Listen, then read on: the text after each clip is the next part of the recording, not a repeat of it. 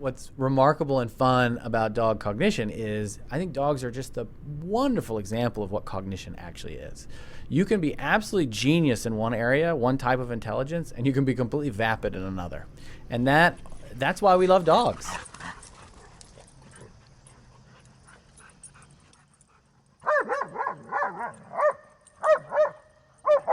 You think about why you love them so much. It's because you connect with them, because they interact with you. You feel like they're communicating with you, and they are. And they use us to solve problems they can't solve on their own. But at the same time, how many times have you seen them do something you're like, how could you be so silly?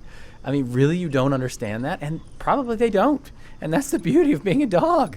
But that really helps define what cognition is. Cognition is not that there's one number that measures intelligence. It's actually a whole range of abilities, and they're not always correlated. And you can be, really a genius in one area and not in the other. Everybody wants to know about breeds and breed differences. But I think it's surprising to many people there's no science. And the reason is because it's a really hard problem. And if we have a community of dog lovers study tens of thousands of dogs and contribute and learn about their own dog, we'll be able to learn about all dogs. We study dog psychology to understand basically what it's like to be not human. Because the underlying assumption that we operate under is that if we understand what it's like to be human, we have to understand what it is to be not human. Not only that, but dogs are, very prevalent in our society, and they do a lot of jobs. It's kind of surprising that they do so many jobs.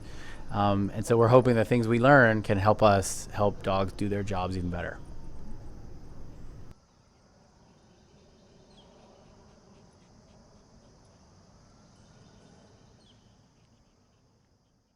Dogs became dogs because they were selected to be more friendly. And we're suspicious that maybe that's what happened as bonobos evolved from a more chimp-like ancestor. And that basically bonobos evolved due to the same process. Now, it doesn't take a big jump to then say, well, if it happened to dogs and it happened to bonobos, what about our own species? When I think about cognition and sort of who's the most intelligent species on the planet, I mean, it's not hard to be very proud to be a human. I have an iPad and I fly on airplanes, and I follow the news, and I know that Voyager's entered the heliosphere, and we have the International Space Station, and of course there's the internet. So how in the world could you accept anything but that humans are the most intelligent species?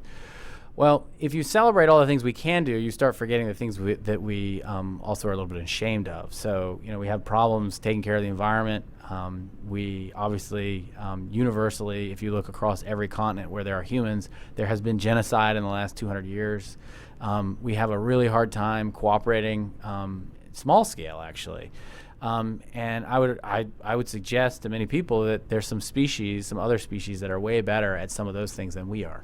Just as one example, again, is the bonobo. We have a wonderful study showing that when you give bonobos the choice of either sharing something with somebody they are good friends with or sharing something with somebody that they have never met before, well, they do something that people would never do.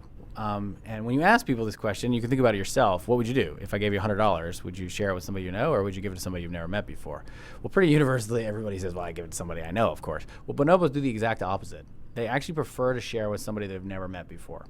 Now imagine if we were a species where our preference was to extend our social network, and we understand that we treasure the friends we have, but we actually prefer to make new friends, and we like strangers, and we're so pro-social that we want to make sure that we reach out to people we don't know and bring them into our network. How different would our species be? And who's more intelligent? I mean, bonobos don't kill each other.